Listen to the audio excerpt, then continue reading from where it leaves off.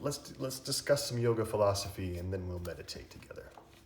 The last time we explored the Yoga Sutras, we were at the end of chapter 1, and there are 4 chapters in the Yoga Sutras.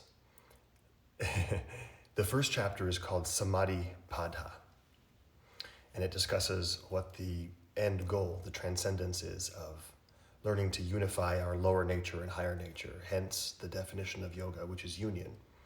So the first chapter tells us about unifying our personality, which is the lower 3 koshas, the body, our emotions, and our lower mind, unifying that with our divine triad, which is the higher self, the capital S, our higher mind, our buddhi, and our atma, spirit.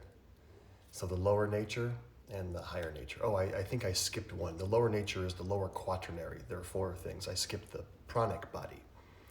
So that's Samadhi Pada, talking about unifying our lower self to our higher self. But it doesn't discuss the practice of it. That's reserved for the second chapter. So the second chapter of the Yoga Sutras is called Sadhana Pada, or the chapter on practice. Sadhana means practice. So the second chapter, which consists of 55 sutras, that's all about the various practices. Now, the first chapter gave some hints on some techniques, and we meditated every day based on some of the different techniques that were given, but the second chapter is reserved for all about practice. And the second chapter is where Ashtanga Yoga is introduced. Now, not Ashtanga that you practice physically on a yoga mat from Pattabhi Jois. That's also called Ashtanga Yoga, but that's not what Patanjali taught in 200 BC. It's something different. We'll discuss that. So the first sutra in the second chapter says this: Yoga in action is composed of austerity, self-study, and trustful surrender to Ishvara. Okay, so the very first sutra in the chapter on practice opens up with telling you what yoga in action actually is. It consists of 3 things. And the 3 things that I mentioned are collectively known as Kriya Yoga. Okay, Kriya Yoga. Now the root of Kriya is Kr, K-R, which is also the root of karma. So Kriya and karma share the root, which simply means action. So Patanjali opens up by telling us you got to do something. You got to do yoga in action in order to achieve the goal. So it's curious though. What about the 8-fold path that we keep hearing about? So what about this Ashtanga Yoga? So Ashto means 8, the number 8. Anga means limb or arm or constituent portion or part. So if I had 8 limbs, I'm a spider, or I'm an Ashtangi Yoga. An Ashtangi yogi, rather.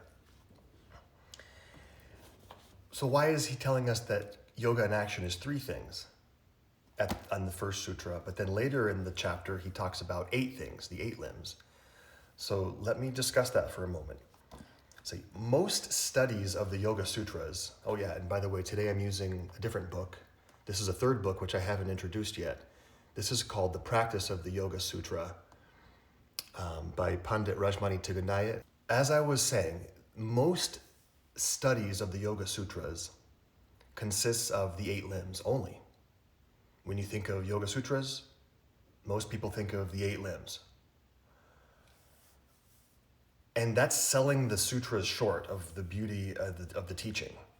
The 8 limbs is only a small portion of the Yoga Sutras, also known as Raja Yoga. Raja meaning kingly or royal yoga. The whole teaching of the Yoga Sutras is Raja Yoga, and Ashtanga Yoga is only a small portion of the teaching. Ashtanga Yoga comprises of the second half of the second chapter. However, most yogis another book, Marina, I know, lots of books. And we'll see why study is important. Self-study is a prominent component of reaching enlightenment. You've got to be able to develop intellect and study. Okay, the 8 limbs gives a path towards enlightenment. Yes, it does. However, there are actually 3 different paths that Patanjali gives us. 3 different paths for 3 different types of yogis, for 3 different levels of practice. There's a basic level, a medium intensity level, and an advanced level, a master's level. practice. So some of you might recall we discussed a sutra in the early section of the first chapter, Sutra 112. It says the Sutra 112 said, in order to reach samadhi, you have to practice and you have to be non-attached. Now remember, the sutras are very short and concise, and they give a little gem of wisdom, and it's up to us to figure out what Patanjali actually means by it. It's up to us and our personal guru, our personal teacher, to explain and teach. So Sutra 112 was the advanced path. Abhyasa and Vairagya gives you samadhi. That's what Sutra 112 says. But Patanjali doesn't give you the details. It says, do your practice, which is abhyasa, your consistent, routine, willful, determined practice, and don't be attached to the outcome. So that's the master's level course. Practice and don't be attached. Well, that doesn't work for a lot of people. We need some more instruction. We need more specifics. I mean, I know I do. I want to know what to do. That's the advanced path. And now we're introduced to the medium path, Kriya Yoga. This is the mid-level path. So the mid-level path is yoga in action, austerity, self-study, and trustful surrender to Ishvara. Well, then the question becomes, what's the basic path? For most of us, that's Ashtanga Yoga. It gives us 8 very clear steps towards samadhi. Chew on that for a minute. The Ashtanga path is the basic path, enumerating 8 things. So it's life practices, yamas and niyamas, how to take care of the physical body through asana and pranayama, how to work on our energy, how to work on our senses. And then the last 3 limbs of Ashtanga are learning to focus the mind and reach samadhi. So mild, medium, and intense ways towards enlightenment. Okay, this is going on a long time. This might either be 2 videos or this will be like a 40-minute video. No, not 40, I'm just joking. I know my mom gets stressed out when I go over 15 minutes. I'm sorry, Mom. So what is this austerity, self-study, and trustful surrender? Okay, austerity just relates to tapas. Now, if you've studied yoga before, you know that tapas is the generation of heat and fire, and it's developing our willpower, generally located around the navel or the abdomen. It's the fire of our own transformation, and it's the fire of our determination and will to be consistent in any practice in life, regularly, consistently, dedicatedly. So we have to be dedicated in some practice. Self-study, learning to develop the intellect through reading, through understanding. Now it's the study of ourself, and it's the study of scripture. It's the study of learned teachers, writings. It's the careful and thoughtful, critical evaluation of information. That's part of growing in spirituality as well. And then trustful surrender to Ishvara. This is the idea that we are part of something greater. We are an integral part of the evolution of nature, the evolution of all, the progression of all life. And when we surrender to this plan, this path, and we work with that plan and path, not against it, life becomes easier and we become an instrument of good in the world. Please sit tall. Let's do a little bit of breathing and some meditation.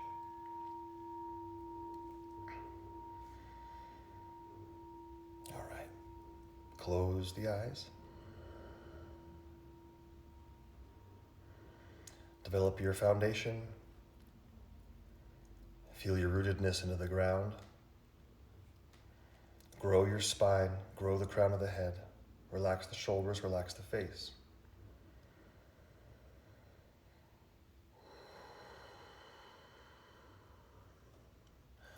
A little bit of ujjayi breathing, so constrict the throat. Start to develop pure, full breaths.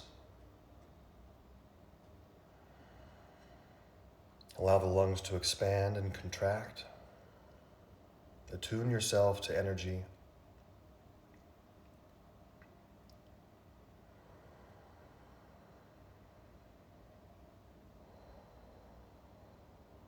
Attuning the mind to the fact that during pranayama,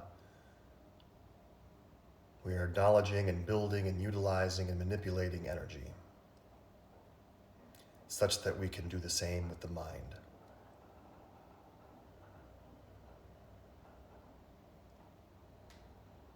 Now, Kriya Yoga consists of these three constituent parts. Tapas, or austerity, the first one. Let's build some fire at the navel. Best way to do that is Kapalabhati. So please actually open the eyes for just a moment, and we'll do a little hand mudra here. So interlace the fingers and press the palms forward. Straighten the arms. Then lift the arms up over the head. Reach the palms toward the ceiling. Don't let the chin lift. So straight arms, press the palms to the sky, tall spine, and now close the eyes again and begin Kapalabhati here. So use the belly, pump the belly in rhythmically, exhaling through the nose only. You can go slow or fast, any rhythm that works for you.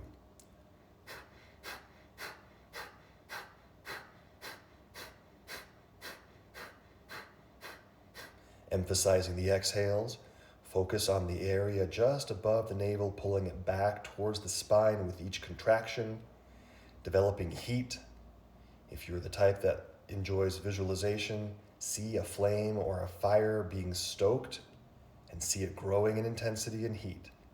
If you don't visualize, just feel viscerally heat being built. Continue with Kapalabhati.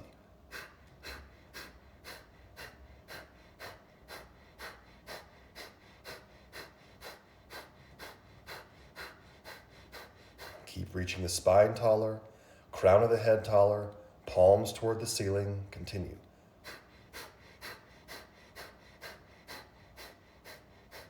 Snap the belly in, emphasize the exhales.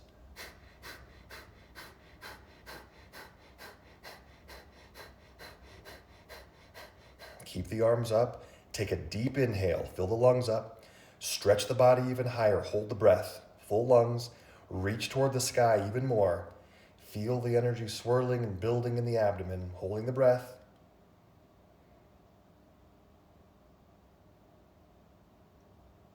Slowly release, lower the arms, let the hands rest on the knees or in the lap. If your hands are on the knees, connect thumb and index finger. Keep the energy contained. Gyan Mudra, also known as Chin Mudra. Sense what's happening in the arms, what's happening in the abdomen. Have you built some energy? And now I'd like you to magnetize that light, that energy, that prana into the Manipura chakra, the navel center, solar plexus.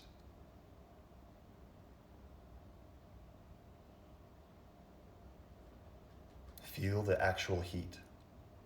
See it as a fire, a candle, a flame, a campfire, whatever works.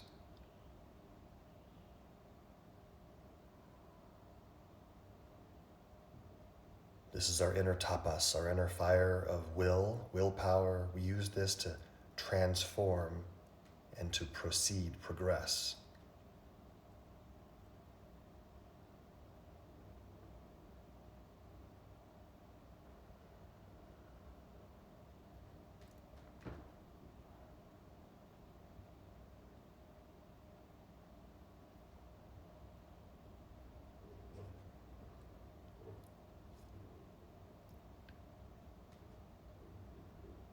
What is your daily practice? I'd like you to identify one thing that you will do on a daily basis to build your willpower. It can be something very simple like writing a sentence in a gratitude journal, spending 3 minutes with a tree or a plant that you resonate with, saying 5 positive affirmations at yourself in the mirror. It can be anything. Choose a tapas, a practice that you'll do every day.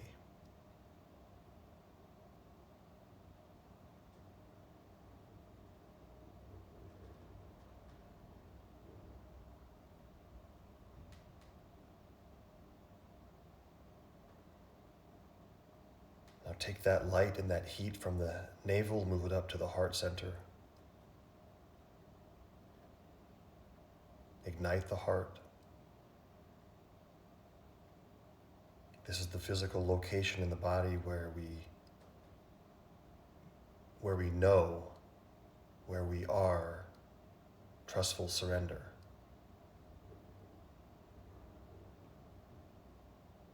Surrender to the greater purpose, the greater plan, of which we are an integral part.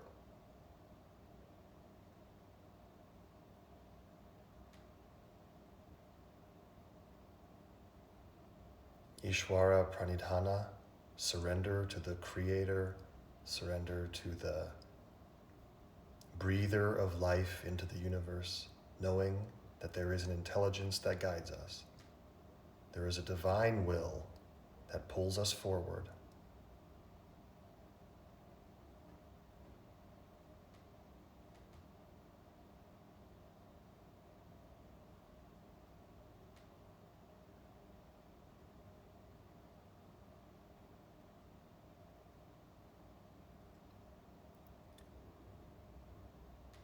And now finally move this presence, this awareness up, this light or fire up into the third eye, center of the head. Allow this consciousness, this fire is the fire of consciousness. Allow it to engulf the entire brain, charging it up, developing our power of intellect, the place in the body where we develop our clarity of perception, clarity of understanding,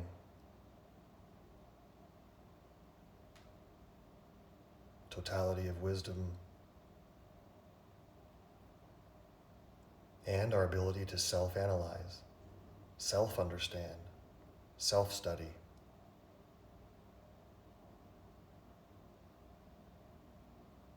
Viveka Shakti.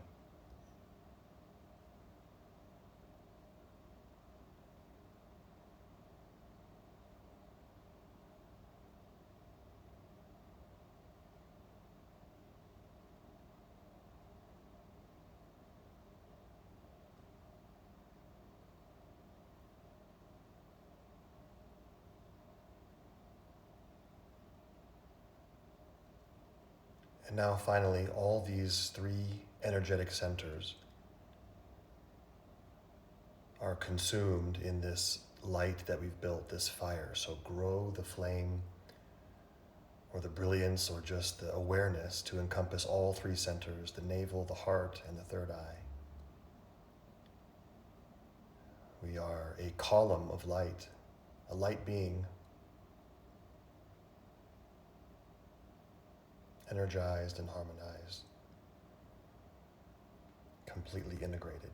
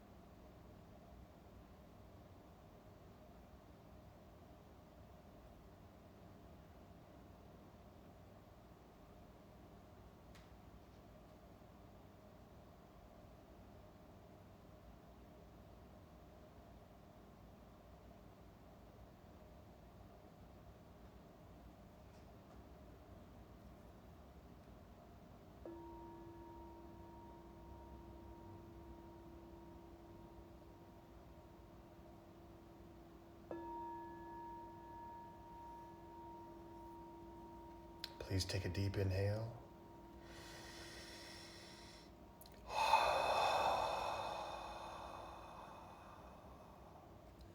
One more like that. Breathe in.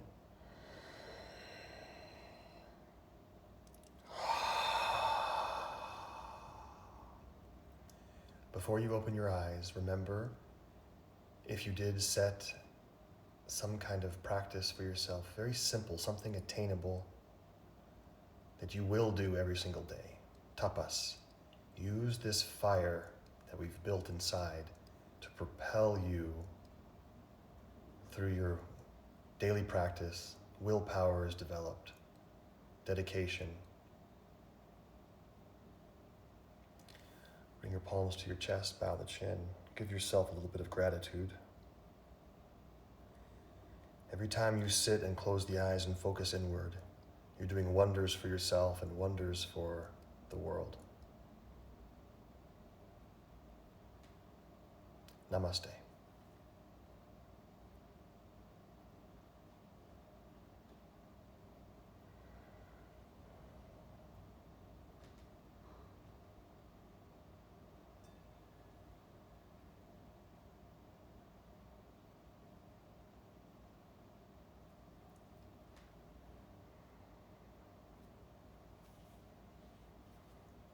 Have a glorious Saturday. We'll see you tomorrow morning, 7 a.m.